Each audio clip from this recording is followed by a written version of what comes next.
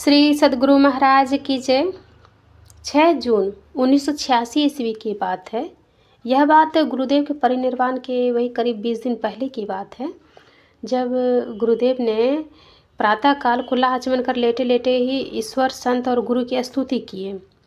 उसके बाद गुरुदेव उस दिन, जबकि 101 डिग्री बुखार था गुरुदेव को, और सुबह के 5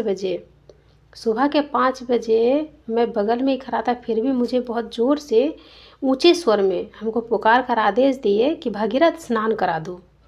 आदेश हो जाने पर तुरंत दूसरे कामों को छोड़कर वह काम करना पड़ता था।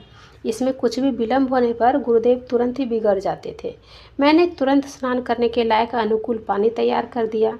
तत्पश्चात उनको आसन पर बैठाकर कुर्ता गंजी खोलकर और झटपट पूज्य श्री संतसेवी बाबा, पूज्य रामलगन बाबा और मैं बंद कमरे में थोड़ा सा स्नान कराकर झटपट सूखा कपड़ा से पूरे बदन को पोंछकर सूखा कपड़ा पहना दिया। उसके बाद पूज्य गुरुदेव बोले कि बेटा हमको लेटा दो। आदेश मिलने पर धीरे धीरे लेटा दिए। लेटते ही तुरंत ही गुरुदेव अंतर्मुख हो गए। थोड़ी देर के बाद जागृत अवस्था में आकर बोले कि मेरी लाठी कहाँ है, हाथ में लाठी दे दो।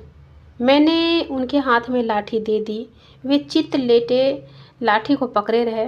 थोड़ी देर के बाद बोले कि मेरी इस लाठी को मेरे साथ ही जला देना।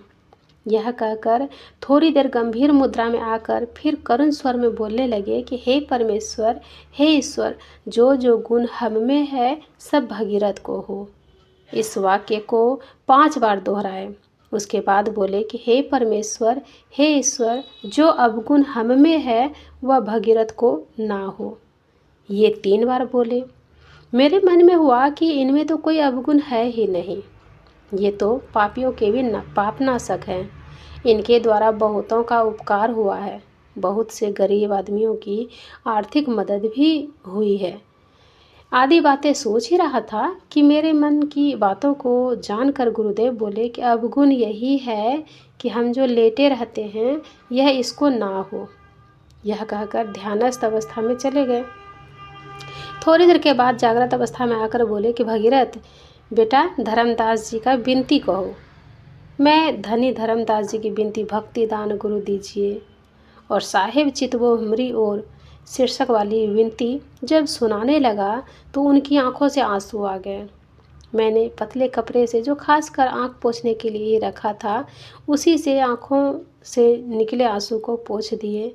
इसके बाद बहुत निवेदन करने पर 1 चम्मच फल का रस लेकर गुरुदेव अंतर्मुख हो गए।